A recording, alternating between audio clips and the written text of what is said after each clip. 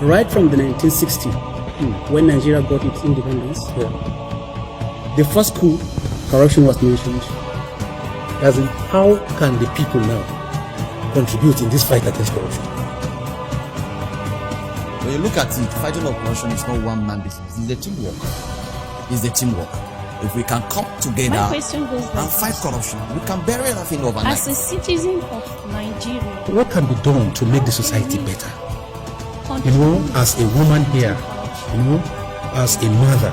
The society doesn't want to give these women opportunities because they think these women can come and dominate the role men play in the society.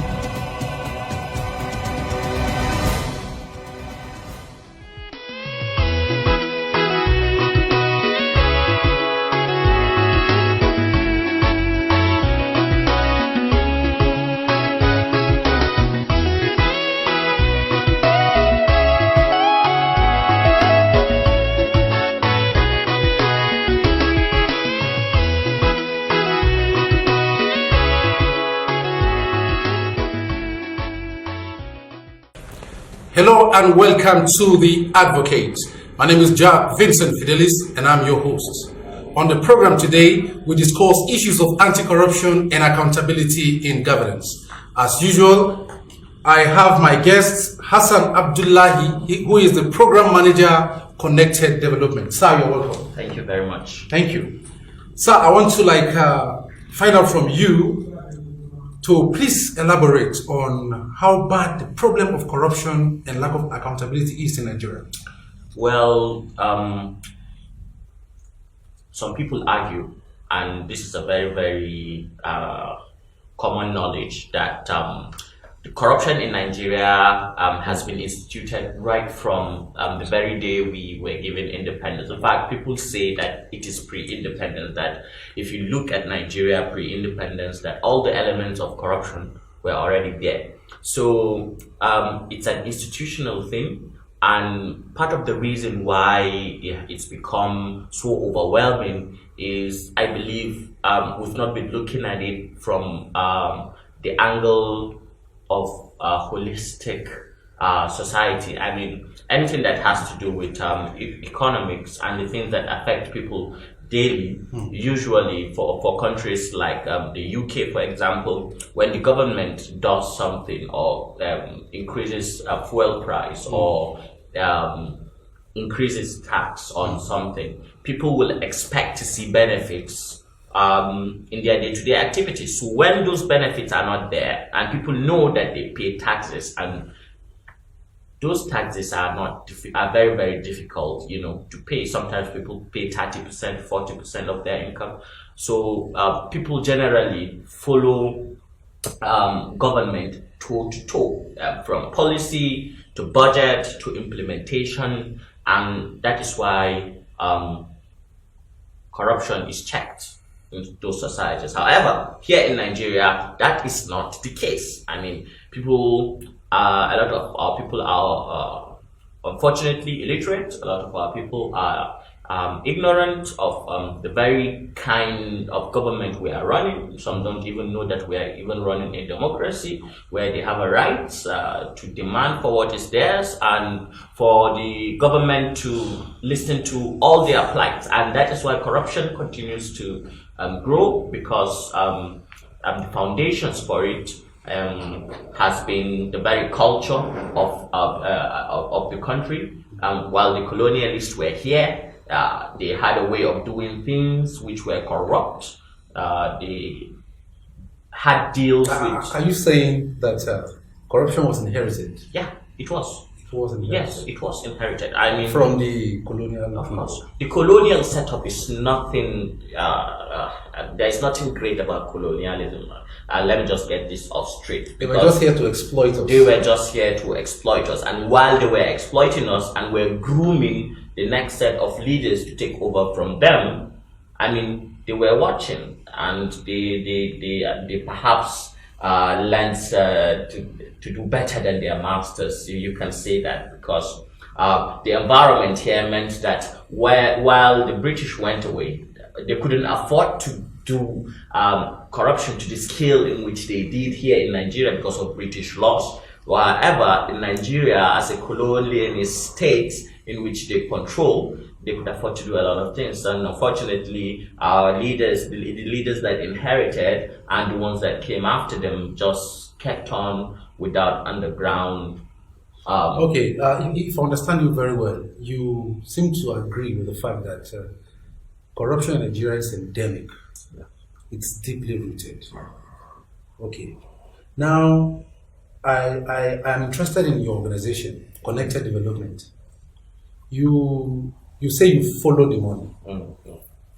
It's like you track activities in society and then hold people responsible for their actions or inactions. So I'm presently interested in finding out from you how effective your organization and the other anti-graft agencies are in this fight against corruption. Well, the activity Follow the Money, what it is actually is just one out of many other activities that our organization does. Follow the Money is just a methodology in which you could track government spending, and especially we have 3 thematic areas, anything that has to do with education, health, or water and sanitation. We focus on those specific areas. So when there is a line item in the budget that has been, appropriated, money has been appropriated for that line item, and we go and we do the ground truthing to see if what is in the budget is actually what is on the ground. Now, if we find discrepancies, we can engage all stakeholders, and that's what I Follow the Money does, so that it brings all the stakeholders so that it eliminates the gaps to allow corruption to foster. And we encourage local communities where projects are cited to take ownership of the project. If the local communities take ownership of the project, then it will no longer be the interest of, say, Connected Development to ensure that children in your community have access to classrooms and education. It will be your interest as a father, as a member of that community, for your children not to travel 30-40 miles to get primary education. And you see, in Nigeria, we have anti-graft agencies, like the EFCC, which is the one people are quite familiar with, and then the ICPC. And then we have civil society organizations like your own who are into tracking of this spending. Okay, I don't know, with the presence of the anti-graft agencies and organizations like your own, Nigeria is still bedeviled by corruption problems and the effect it has on society. So I want you to elaborate on it quickly. If you really think your activity, you are effective in what you do.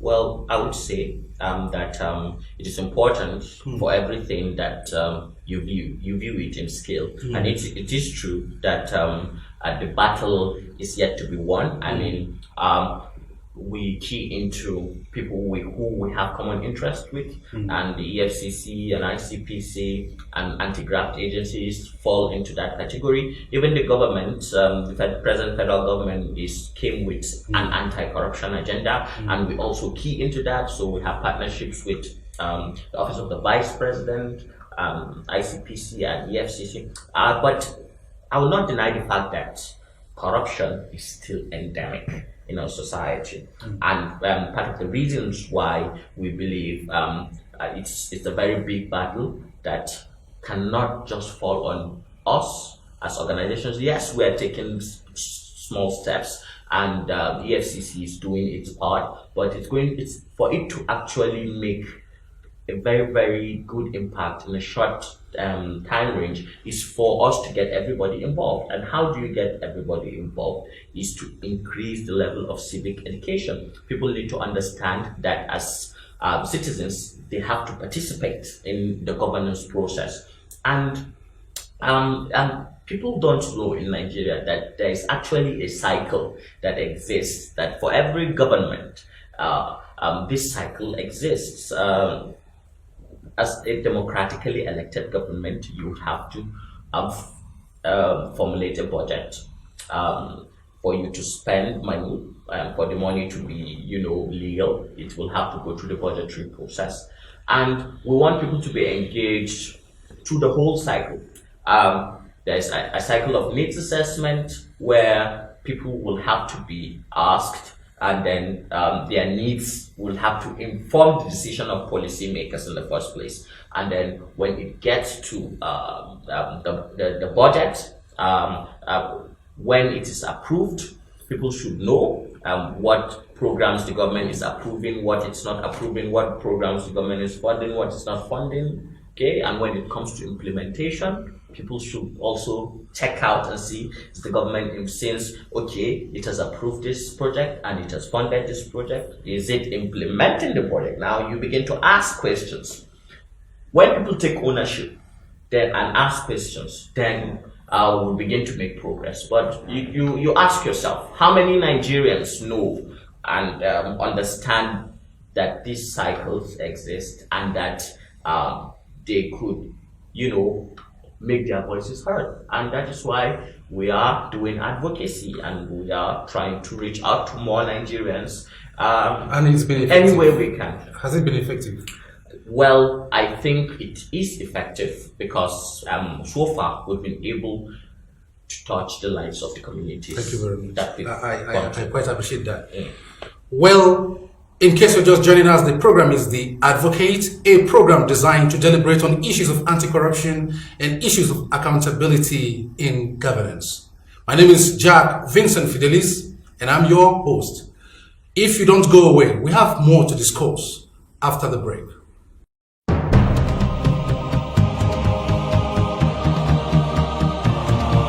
Right from the 1960s, when Nigeria got its independence, the first coup, corruption was mentioned.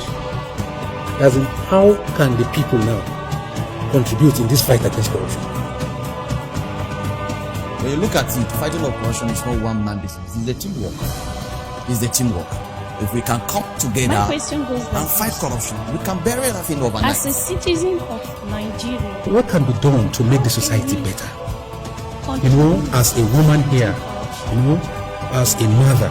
The society doesn't want to give these women opportunities because they think these women can come and dominate the role men play in the society.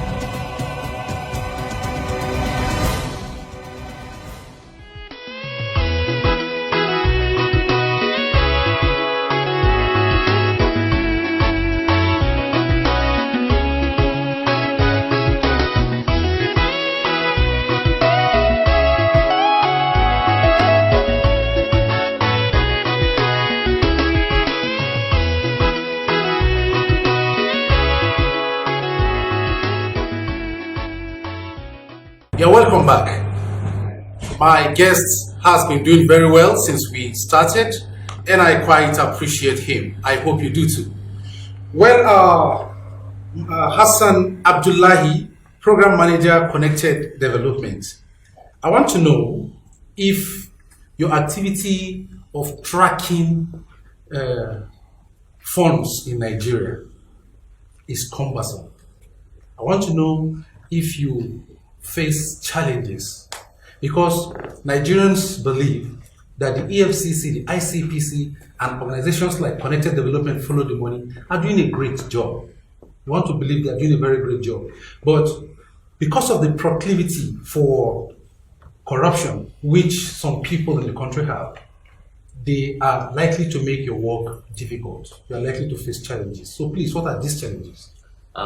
We just released a report of our activities for 2018, and you can go to our website. You can find the complete report, and it is ifollowthemoney.org. But what I can say is that these challenges are known to anybody who is in the advocacy space, and especially if you are fighting for transparency, accountability, and just holding people who are in public institutions to account. One of the things that we have problem with is information. because having access to information is essential to what we do. And there is a law. There's the Freedom of Information Act. There is a Freedom of Information Act, which was passed by the National Assembly, which is supposed to function all over Nigeria because of federal law. However, you find some states deliberately refusing to give out this. So what do you do in a case like that? Since there's a law in place? In connected development, we try to approach matters. We are as diplomatic as possible. Yeah, it's all right. We are as diplomatic as possible. So we only go to the stage where we would have to institute legal action as the last resort.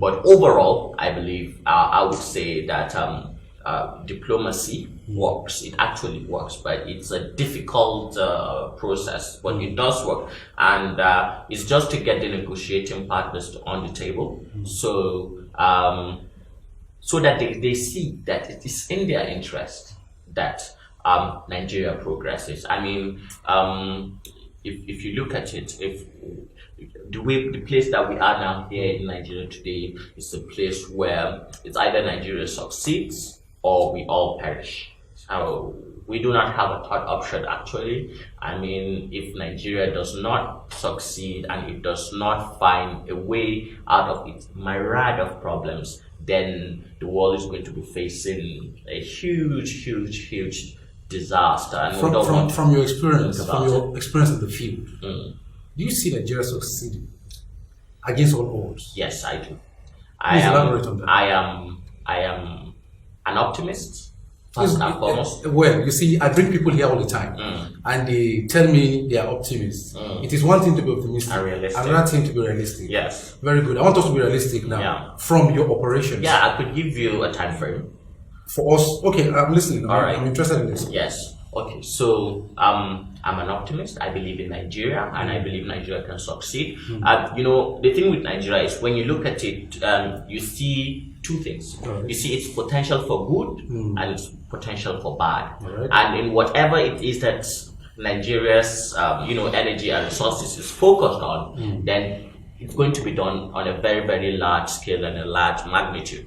And that is why Nigeria is in a strategic position. And we can't afford to fail. I mean, the whole of sub-Saharan Africa is looking on Nigeria to lead. If Nigeria succeeds, the whole of Africa succeeds. If Nigeria fails, then the whole of Africa fails. But I want to say that I believe Nigeria will succeed because of what I am doing, what you should be doing, what you are doing. I mean, this is a platform, The Advocate, where you are giving us opportunities to talk about these things for Nigerians to listen, that Nigerians should know that you hold the power. You elect people into offices, so you hold them to account. Follow the budget, follow the process, go to public hearings, ask the person who is representing you in parliament to do his oversight. Ask for feedback. You are to be served. You are not to be saying rankadede or we are loyal staff. They are the ones to say sirs to you. If you follow, the model of democracy, the way it is practiced. It's important that you're bringing this up because Nigerians don't seem to know that the power is with the people. Yes. Nigerians don't seem to know that. They don't. People don't seem to know they are supposed to hold these representatives to account. You voted them there, you commissioned them to serve you, and now they are there serving themselves. So Nigerians have that very right, and it's very important that you said it right now. So and I want to encourage Nigerians that there are a lot of things that youth should be focusing on. It is the little things that we do that will make the difference. It's not enough to just go on Facebook and rant and complain. Follow the Money is a platform where we get youths to channel their energy into finding solutions, and we're finding solutions that work. A few of us are doing this, others are doing theirs. You do your part, I do my part, and then it's a whole aggregate. It comes back, and then it amasses, and then the country will begin to change for the better. And that is what we are encouraging the youths, who are the majority in this country, who have a higher stake in this country, to do. That you should hold leaders accountable. And it's not like it's magic or science or anything like that. It's just to do your homework. The Nigerian budget is must be, made public. When it is made public, follow it up, know where the funds are, know which ones have been approved, check if there is any project in your location, make sure you follow it up with the contractor, the bidding process, the tender board, whatever it is, get the information you need. And if you are not getting what you want, then you can bring it out to the internet. You can talk about any public institution that refuses to give you public information because of you have the FOI Act, and we can use different platforms to ensure that we put pressure to get that information out. Whatever it is that serves the common man, then the common man has a stake in it, and he should be on the table. Thank you very much. Thank you. You know of the EFCC. I think I'm mentioning this for the opt-in time. Yeah. You know of the ICPC. These are anti-graft agencies set up by government. Yes. And then Nigerians, we know what you do. Your organization and similar organizations. Now, you would agree with me that there is need for a symbiotic working relationship between your organizations and these anti-graft agencies. Yes. Does it exist? Do you have that kind of relationship? Yes, we do. Nobody thinks you're trespassing on what they do. No. EFCC is to prosecute, and they have a law that helps them do that. What we do on our own side is just partner and with them. In extreme cases, most of the things that we follow, most of the money that we follow, we use diplomacy to get things done. So we don't have to use the EFCC model. And sometimes we do get them to form part of our field team, sometimes to go inspect or ground truthing, so that we make sure that the things that the people are saying is actually correct. And we will continue to, seek for partnership with more organizations that are part of the government. But EFCC, ICPC, we already have a working relationship with them. That's really very good to know. Yeah. And it's my desire, my earnest desire, that you succeed in what you are doing. Thank you very much. And I want to just stress that as much as ICPC and EFCC exist, they can't be everywhere all the time in Nigeria. We Nigerians just have to take ownership of Nigeria. We just have to, be responsible for Nigeria. Be responsible for your place, your community, your society, your state, your region, and then your country. That way, and don't just think of yourself, think of others too.